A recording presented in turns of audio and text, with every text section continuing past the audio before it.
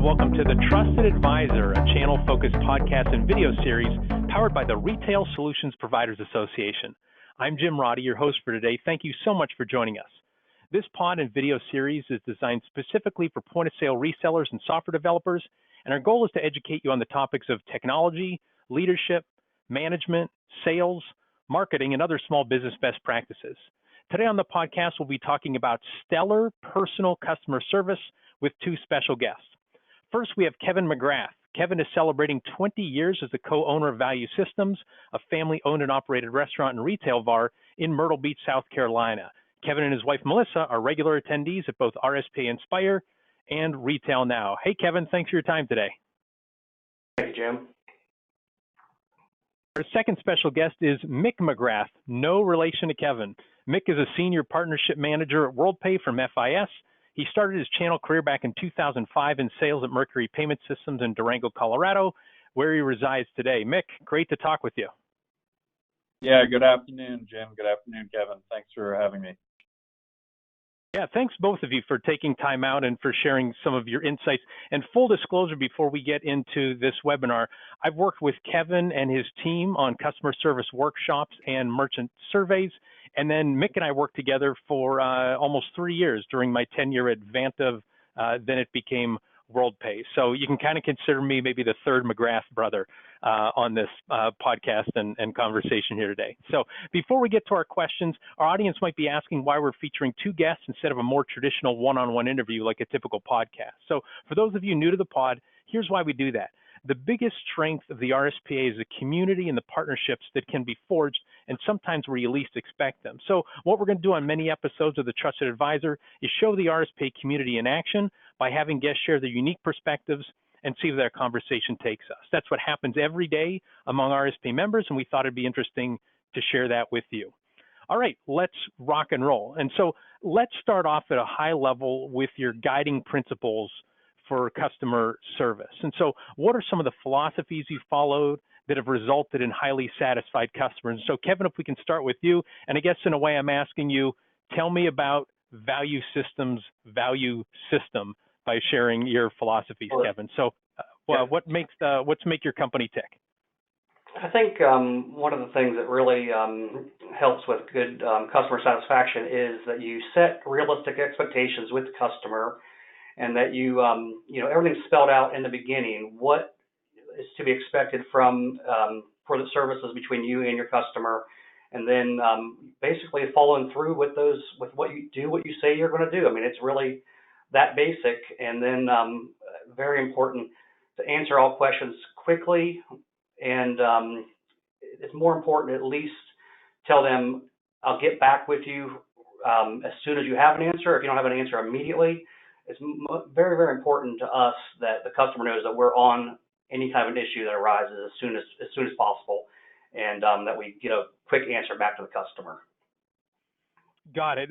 Thank you for that. Can you talk first can you dive a little bit deeper into the expectations standpoint, and how do you talk to a potential customer and try to sell them, right? You're trying to get them excited about something, but managing their expectations at the same time and setting it appropriate. How do you thread that needle? Well, we want to make sure that we spell it all out in the beginning. What's expected as far as from us, and if their expectations are extremely beyond what we would normally provide, we want to give them the answer that we cannot go into that area. Basically, the customer's never going to be happy if they're wanting us to do services that we just cannot provide. So we want to make sure that it's a good fit between us and the customer. Got it. And do you put that in writing? Do you have an SLA, a service level agreement, or is it more verbal? No, it's verbal, but it's also backed up with a service contract in the beginning. It's important that for us that anything that's verbal is also backed up in writing as well. I learned early on, if somebody's not willing to put it in writing, they're really not willing to do what they say. So they shouldn't be afraid to actually put that down in writing. It sounds like that's what you stand by as well. Absolutely. Yeah, it holds us accountable too. Got it. Great. So it's setting expectations, following through, answering quickly. Those are some of your guiding principles. Mic, how about for you? What are some principles that have guided you over the years as a long time, person who has taken care of many customers inside of this channel? Yeah, similar to Kevin, I would agree with all of his statements. But one thing I've held close is listening to the customer, number one, and digging deeper from there, and then owning it. Owning that process. As you mentioned, I've been doing this for a while, and going back into the old Mercury days, we didn't have different branches of sales. We kind of were doing everything at the time and flying by the seat of our pants, and just following through on it, and staying engaged with the customer or the VAR or the ISV. And in a lot of cases, it's all three of them, that I'm servicing. But just listening and digging deeper and, finding out what those issues are, and then writing it out with them. Got it. And so can you talk about, I asked Kevin about threading the needle between getting somebody excited and then setting realistic expectations.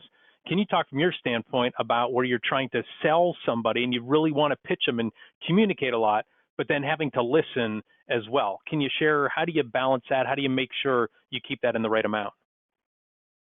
Yeah, a lot of that, Jim, is question-based selling, asking your partner or your customer end user, what is their business like? How do they run their day-to-day business? And then listening again and finding out where you can take it from there, and not letting them drive it, really. Got it. Okay, so steering while at the same time listening, like trying to balance both of those. Yeah, exactly. Got it. Okay. So good. Well, thank you for sharing those principles right off the bat. And, principles are one thing. You can have stuff hanging up on the wall. You can preach it all you want. But execution, it seems like that's where a lot of VARs and ISVs fall down. They have all the intents, to get something done, but they just don't have the systems behind it. So, Kevin, if I can start with you, what are some internal systems or technology that Value Systems has embraced to provide stellar personal customer service? Yeah, I wish really we would have put systems in place earlier, and it's probably been about 2.5, 3 years now that we put systems in place, and we have a CRM system, we have a help desk system. Both of those are very important, in my opinion. I think it's a must that you have these things in place. Top priority. Help desk especially, even more important in my opinion than CRM.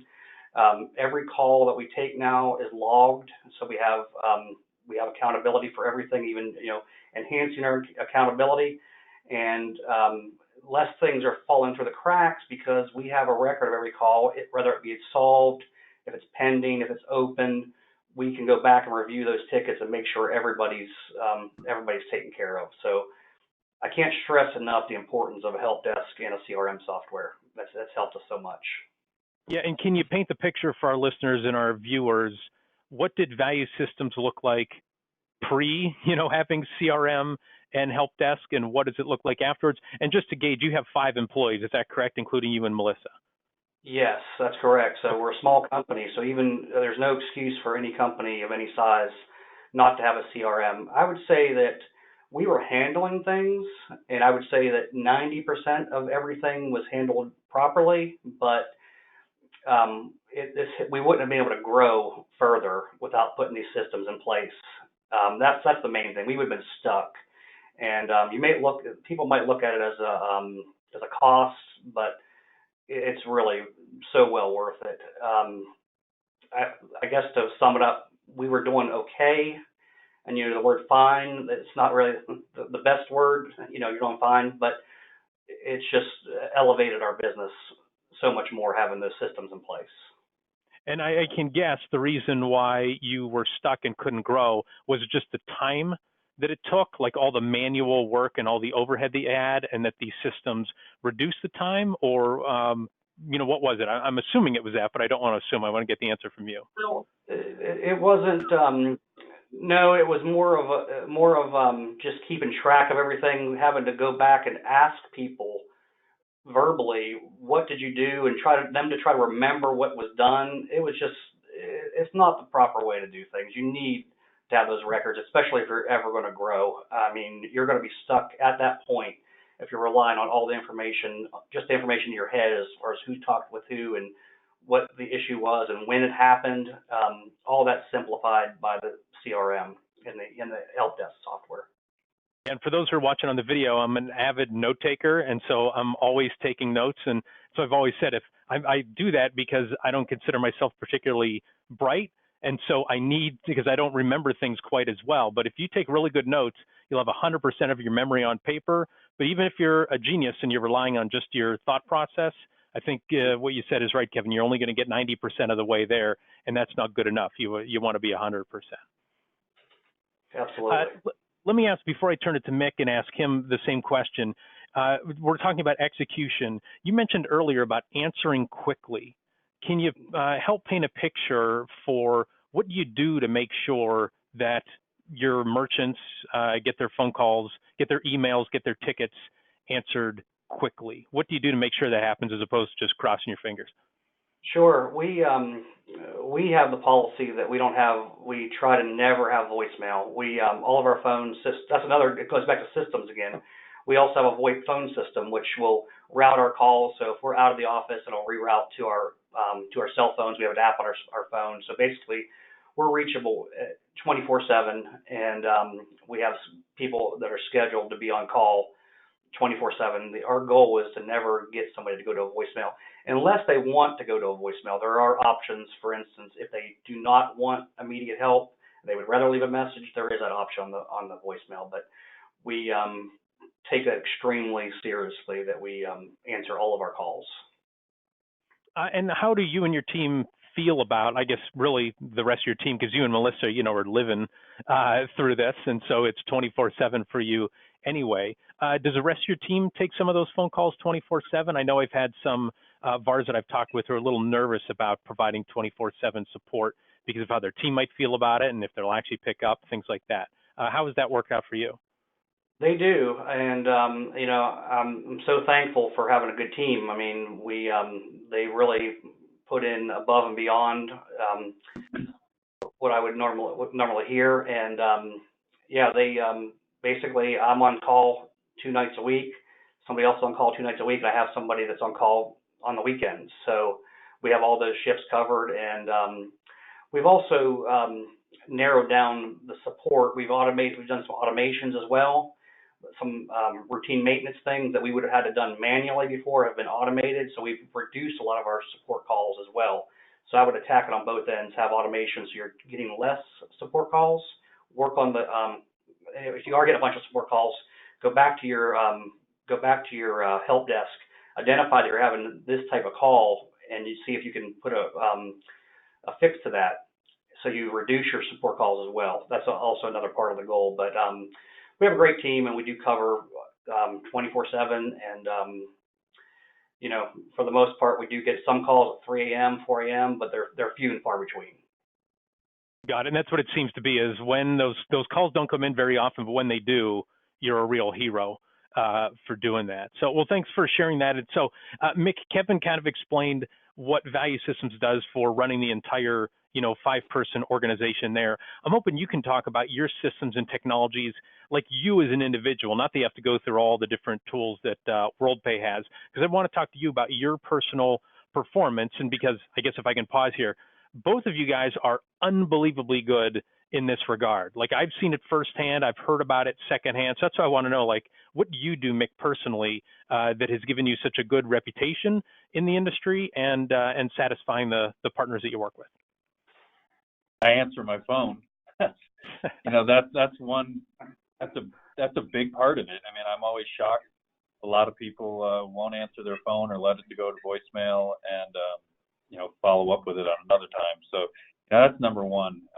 I just had a merchant reach out to me last week, and she hadn't spoken to me since 2007 when I was in merchant sales, but she had a note written somewhere. Mic McGrath answers his phone.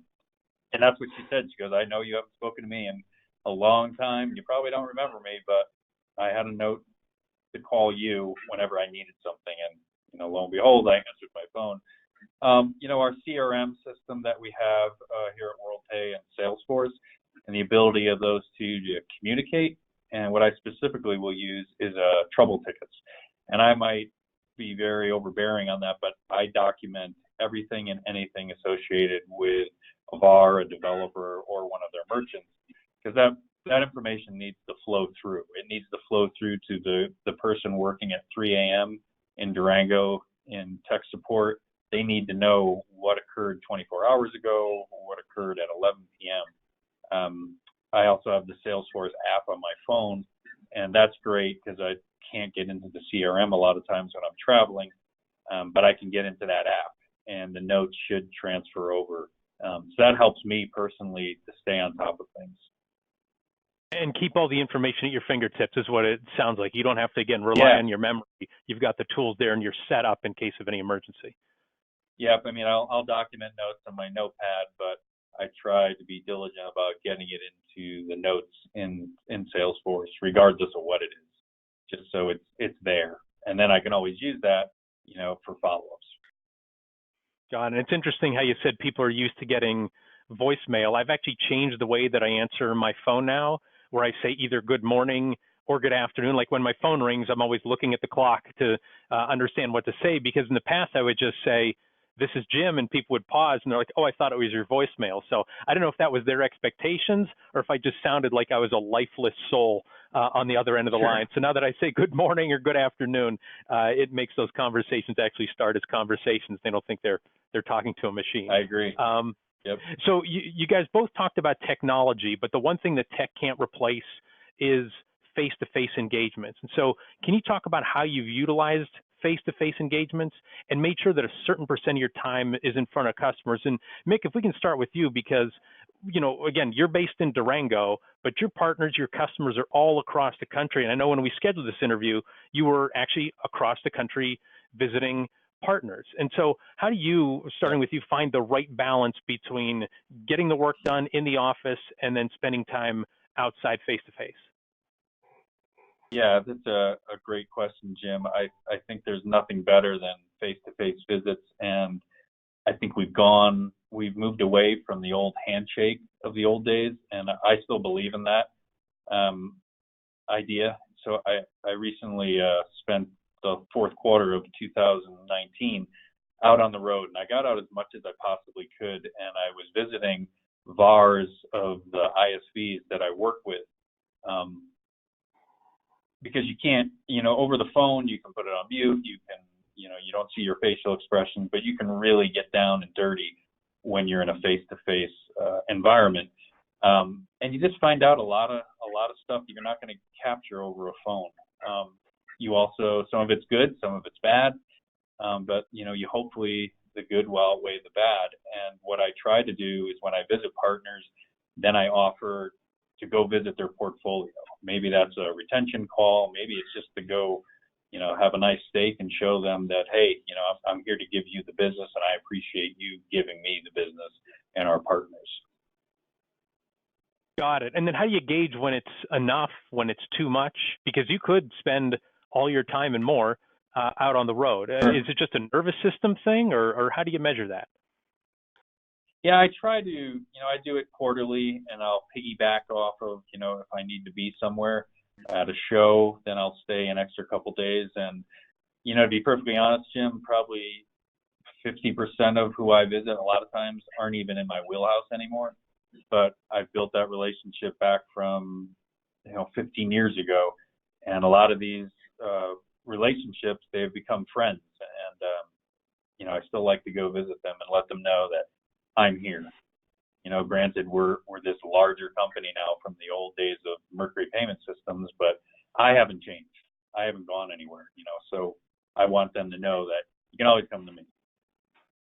Got it. Thank you for that. Now, Kevin, somebody might think, oh, Kevin's got it easy. His customers are really in the Myrtle Beach area, might have a few outside, so it must be easy for him to visit his customers, but that's still a lot of drive time, face time, things like that. I guess, can you share with us what is your methodology for visiting customers? Is it you meet with them every quarter, you meet with them once a year, you squeak a wheel gets the grease? I guess first, what is your philosophy in that? Is it an organized system or is it by feel? And then how do you find the right balance to make sure you're focusing on the right things as one of the leaders of the company?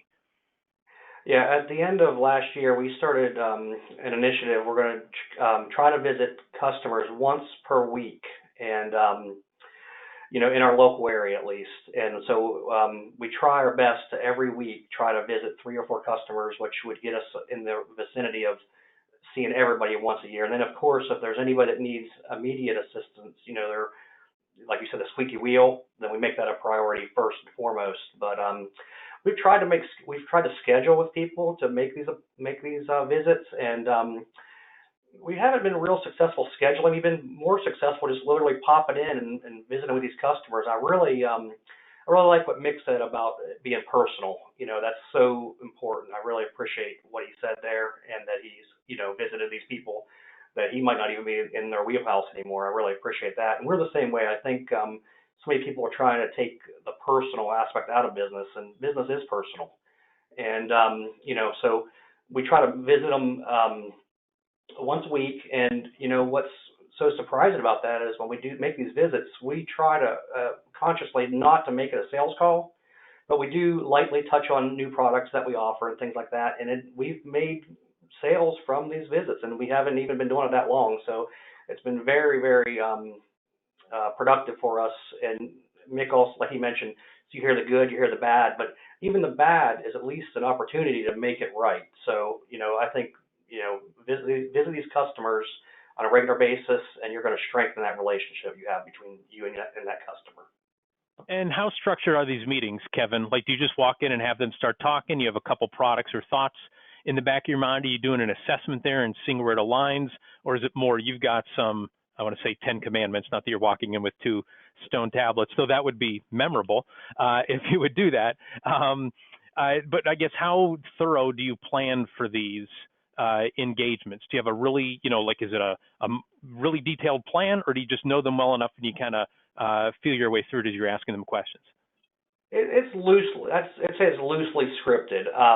Melissa and Jacob are the ones actually going out and doing the visit. They go out together and do these visits, and that goes to show too that we really, we're willing to put the extra manpower in there as well. We have 2 people coming to come and talk to the people, and like I say, it starts out with an introduction and then some small talk, and then it goes to a loosely scripted, and then like Mick said earlier, listening, active listening, listen to the customer, see what their needs are. And then in the end, we close with, this is not a sales call, but we want you to be aware of some of the products we have to offer. And if there's anything else that you are looking for in the market, please let us know. It might be something we're interested in providing as well. Got it. My next question is actually about how do you dive deep. But before we get into that, just a couple things you guys both brought up about being personal, and then just the importance of not playing any tricks, like having this technique or, something where you're being inauthentic. I mean, quite frankly, either one of you want to take that and talk about the importance of just being yourself, right? Being straight with them and not trying to put on some show and being some sort of an actor. Either one of you want to run with that? You want to take that first? Sure, I can go, Kevin.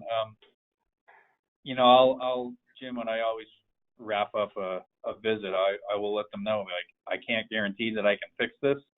I can't guarantee that I can get it addressed today or tomorrow, but I will get back with you. And I usually follow up then with an email to them or a text message or a phone call just saying, hey, I'm still working on this, or hey, I have an update, or sorry, there's not much I can do here, but let me see what I can do for another need you have. Yeah. I would just say people know the difference between a real and a fake. I mean, if you're trying to fake it, it's not going to last long. You need to just, be authentic, be real, and they're going to know the difference. Yeah, my old college basketball coach used to say, hey, when I turn my back in practice, you might be able to go half speed. When you get in a game, the guy you're guarding, he's going to smell you out.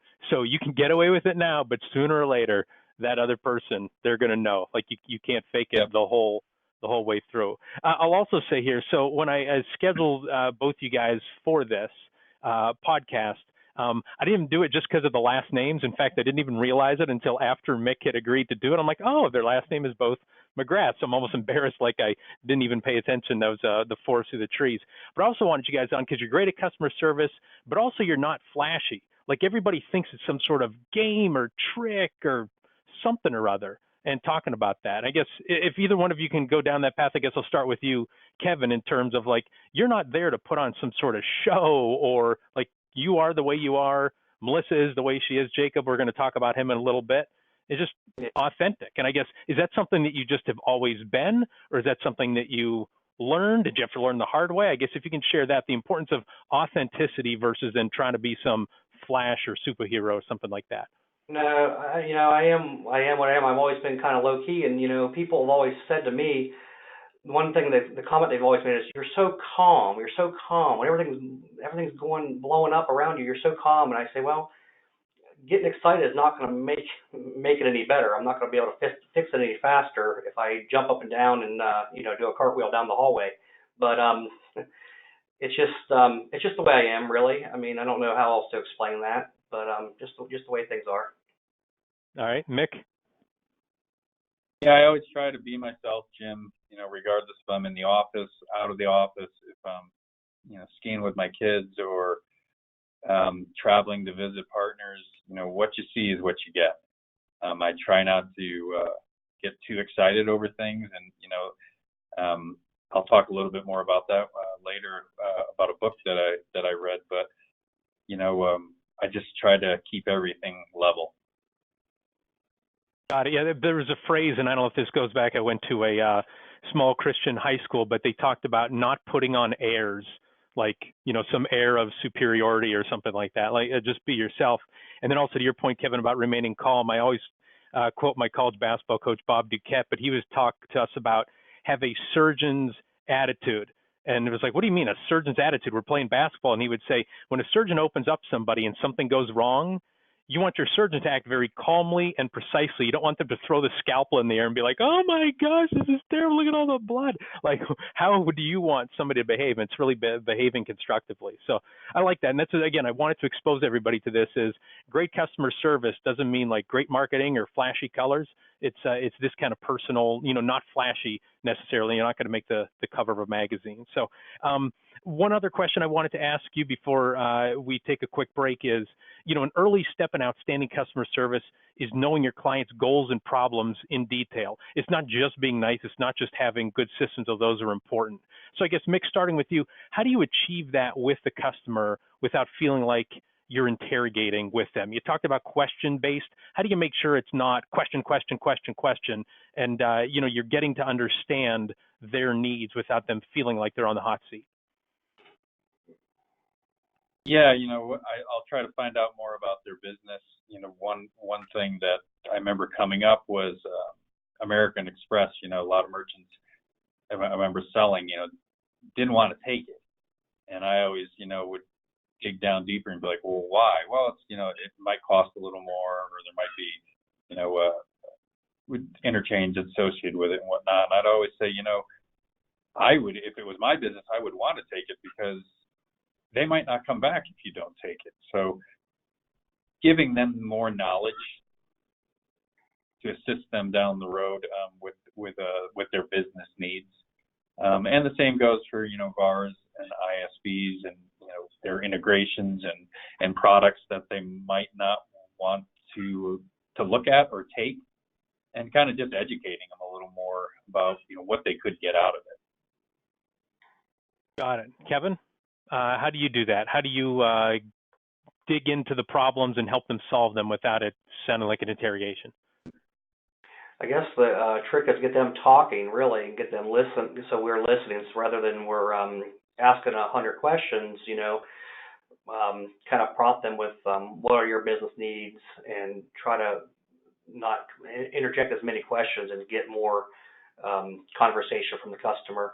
Another thing that we do is through the RSPA, Jim, and you help us with this, with our customer surveys at the end of the year.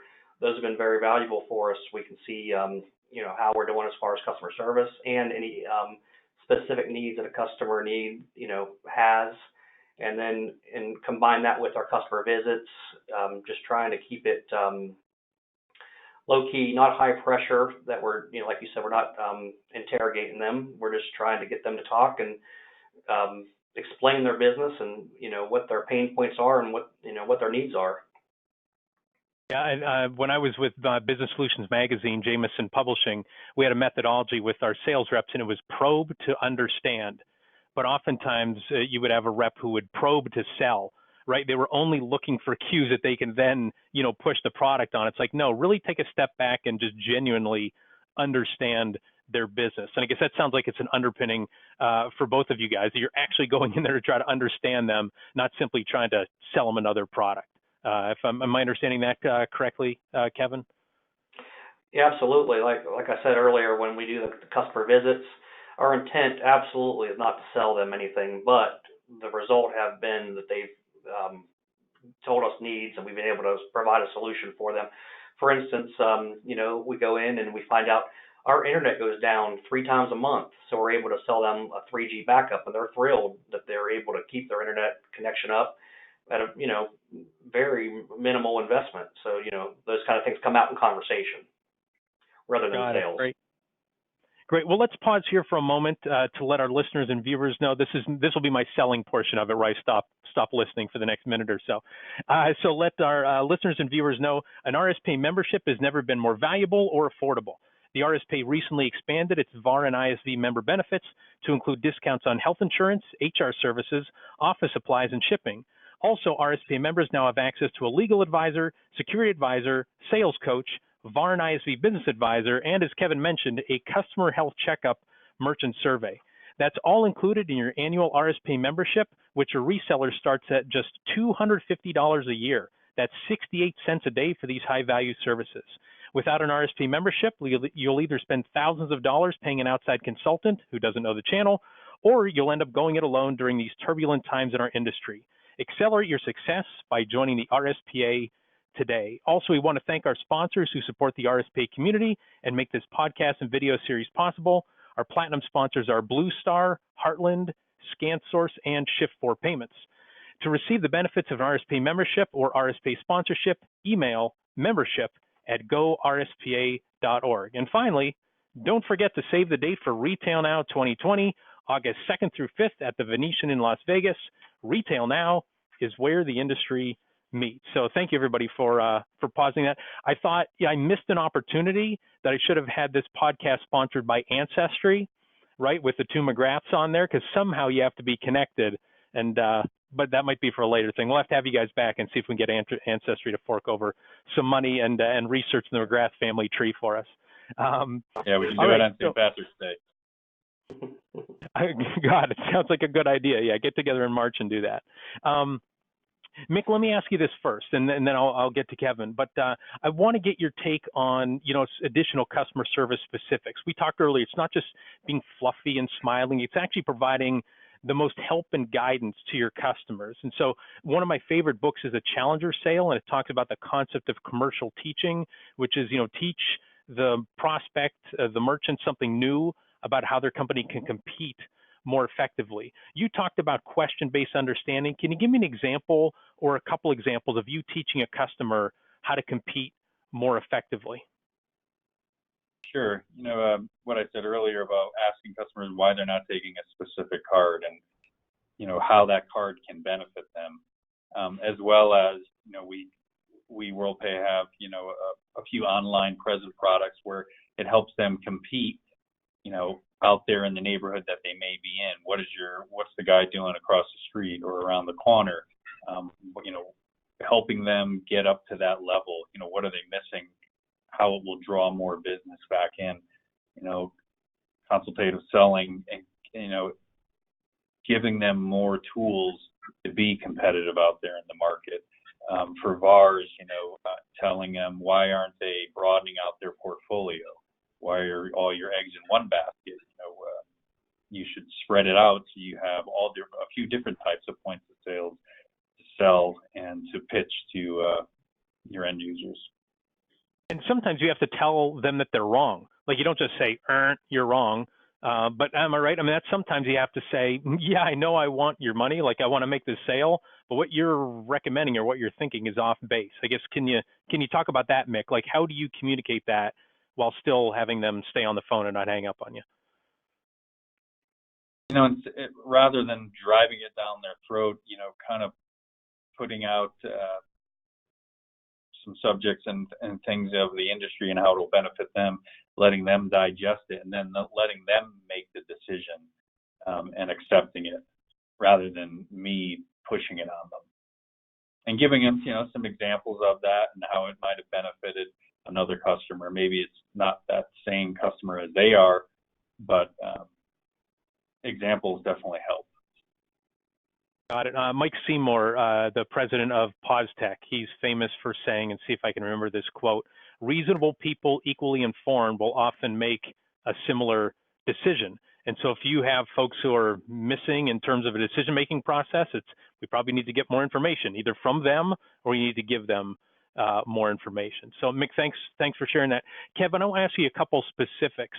One is from your website. So the headline on your website over your customer testimonial videos, it doesn't say something boring like testimonials. It says, quote, trusted and loved by customers. And so I'm curious, why did you and Melissa choose that specific language, trusted and loved by customers?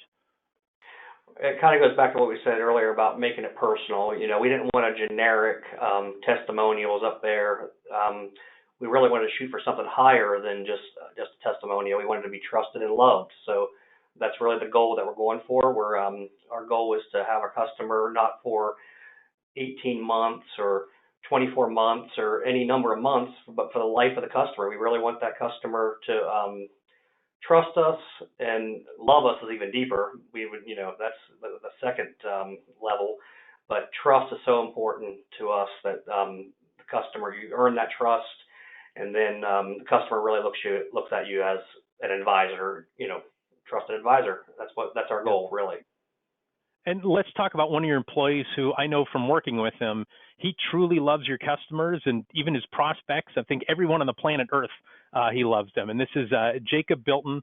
Can you talk about him in particular and the importance of having team members who are, I don't mean this as a criticism, he is obsessed with helping other people, which I think is a great thing. Can you talk about how important it is to have somebody with that mindset in the customer-facing position? Sure. I mean, if you're fortunate enough to have a Jacob Bilton on your team, I mean, it's amazing. I mean, like you said, he loves people, even regardless if they're our customers or not. He goes out, he can make a connection with just about anybody, and then I've had several stories where people have told me, I've been talking to Jacob for 2.5 years. I've been talking to Jacob for 3 years. I knew that when I was eventually going to do something, I was going to do it with Jacob. It wasn't even they're going to do it with Value Systems. Jacob's made that personal relationship with that customer, and then he'll check on them every 6 months or every maybe even every year. It might not even be that often, but he continues to make that personal connection. So if you're fortunate enough to have a Jacob Bilton on your team, you want to keep that person and incentivize that person too, because they'll feel like they're part of your company, not just an employee. And he really does treat our business as if it's his business.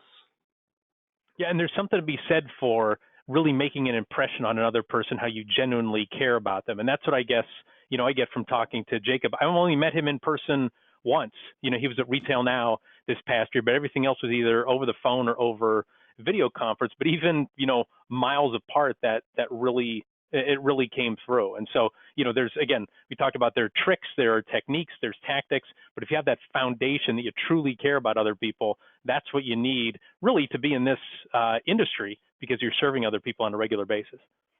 Yeah, he's a very genuine person. That's what you look to look for in a salesperson. No tricks, no fakery, just straight up honest person. Yeah, heart of gold. And I guess tying in with that, Mick, a question for you. Can you talk about trust? And so merchants every day, you're getting pitched by ISOs or others about payments. I mean, you guys both know that because you're talking with merchants on a regular basis, and they're like, oh, sure, another person trying to pitch me on payments. What do you think, Mick, needs to be done to establish trust and then keep it high while everyone else in the world is clawing at your customers? How do you maintain those relationships on a personal and a professional basis to keep them trusting you? Great question, Jim. By rolling up your sleeves, a lot of times, as I mentioned, when I do visit merchants, I offer that out to my partners, to go visit some merchants. And, the first thing I'll see them come out of the kitchen or the bar area is, with their stacks of statements and comparing it, to a competitor or the guy off the street that's going to save them X amount of money.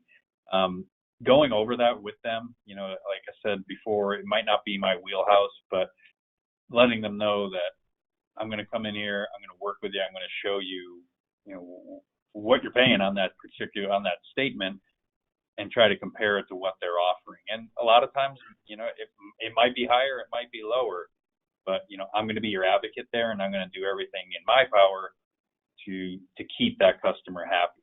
And that goes back to answering the phone and just listening and taking care of business. Yeah, and Randy Clark, the late Randy Clark, he was the director of marketing at Mercury. I remember him saying to me one time, do you know what the two most effective marketing tactics are in the payment industry?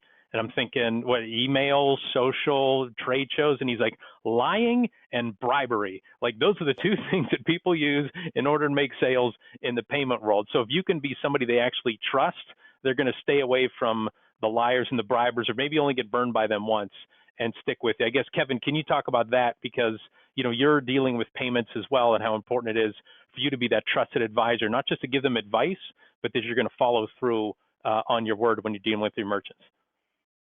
Yeah, we have to, in a world where everybody's going to try to sell upon, I'm going to save you $200 a month, or I'm going to save you $1,000 a month, or whatever the claim may be, we have to really address it that we're going to give you a fair rate, but we're also going to be there for you whenever there's any kind of an issue, whether it be you just need a simple tip adjustment, rather than you call Worldpay in this case, you call us directly. We'll take care of that for you. We try to set ourselves apart in that way, and build value rather than try to sell on just who's going to give the lowest price. Was that the question, Jim? Yes, essentially yes. Because people, if they don't trust you, right, that you're being straight up with them, someone else is going to come in and lie to them and try to bribe them out of it. And so that can tempt them to pull away. And if you don't have that trust with them, they will go jump with them. I guess that's what I've seen. It sounds like that's what you're solving, in part through your service, but in part just by being a trusted human being who's going to be straight up with them. Yeah, I think by having the trust, you build a loyalty, basically. Got it. All right, last two questions we ask all our guests, starting with you, Mick.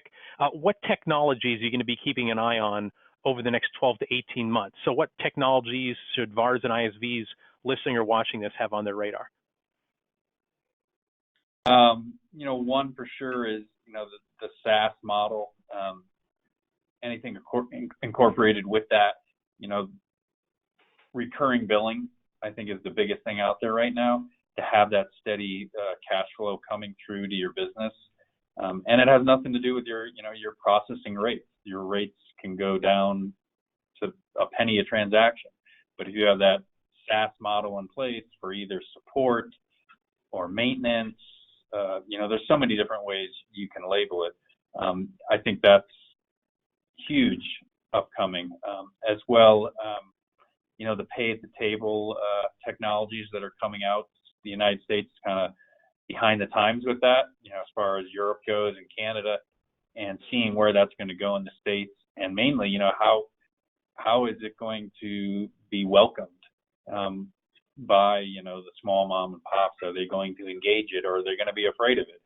And then that's where, our partners come in to be the advocate and showing them, this is why you want this. So pay at the door, anything that's mobile, I think is going to be really interesting to see where we are in a year to 2 years. Just the data that's going into those products, it's going to be pretty cool to see everything that it captures. Yeah, and Mick, do you see both order at the table and pay at the table? Like, they just have to click it in, it goes back to the kitchen, they move on to the next table, and take the next order, click it in. Do you think that ties together? Is that something that you're seeing an emergence of as well? Yeah, I do, Jim. We have a robot in the Durango office that the DI team put together, and it goes off of facial recognition. And it's amazing to think that at some point, you'll walk into an establishment and this robot will look up at you and recognize who you are and know that you like your coffee with a splash of cream, or you like your pizza with pepperoni rather than onion. So scary, but it's cool too. I just envision the robot seeing you, you're walking in, and it announces, bad tipper coming through. Watch out for the bad tipper. Kevin, what technologies are you looking at? What are the folks at Value Systems examining for 2020 and beyond? I would agree with Mick on the pay at the table, and I'm really surprised it's taken as long as it has to take hold. I mean, it's been a long, slow process for adoption of that, but I think it's starting to gain some traction. So we keep looking at that. We're getting more interest in that, but not as much as I would expect, really. But we're getting more and more interest in that. And then I'm also looking for anything that we can add value added to our services that will just strengthen that relationship. I'm looking at automatic marketing, things like that, or social media marketing, things like that will tie in with your POS and help that. In our case, we have a lot of independent restaurants compete on the level with the chain restaurants where they have the presence of social media and some of the marketing automations in their POS. So that'll take you stepping beyond the point of sale system, that transaction, to actually helping them market their organization. Is that essentially what you're looking at doing as well? That's what we're looking for. So we have that customer that just loves seeing us come through the door. Like, how are they going to help us more today? We were at this level. Now we're at another level with gift cards and online ordering. What's next? We want to be viewed as that solution provider, not just the guy that says he's going to make your credit card go through. So that's basically what we're looking for. Got it. Very good. And final question, starting with you, Mick, can you recommend to our audience a book to read or a podcast to listen to that will help our listeners on their leadership journey in the channel? Sure, Jim. Actually, and you'd recognize this one because I read it with you. The Obstacle is the Way by Ryan Holiday. I've gotten a lot out of that, and one of the biggest parts of that book that really took to me was obstacles can make us very emotional, and there's so many things that you'll miss once you let emotion get in there, and if you don't keep it in check, it's going to it's going to fly right by you. Everyone has fear, right? But once you implement that into a situation, there's so much more you're going to miss by not being alert. So I would highly recommend that book, Obstacle is the Way. I concur with that. Book is outstanding from a customer service standpoint, from a personal development standpoint, from getting along better with others, and just really changing your mindset. So great one. Obstacle is the Way by Ryan Holiday. Kevin, what book, podcast, resource would you recommend to our listeners?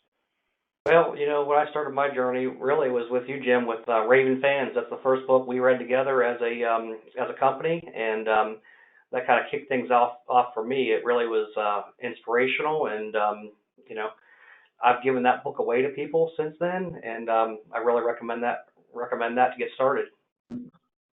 And Raving Fans is a fairly breezy read. Like, it's not some giant book. You can get through it in your entire team read it, right? And in a reasonable amount of time.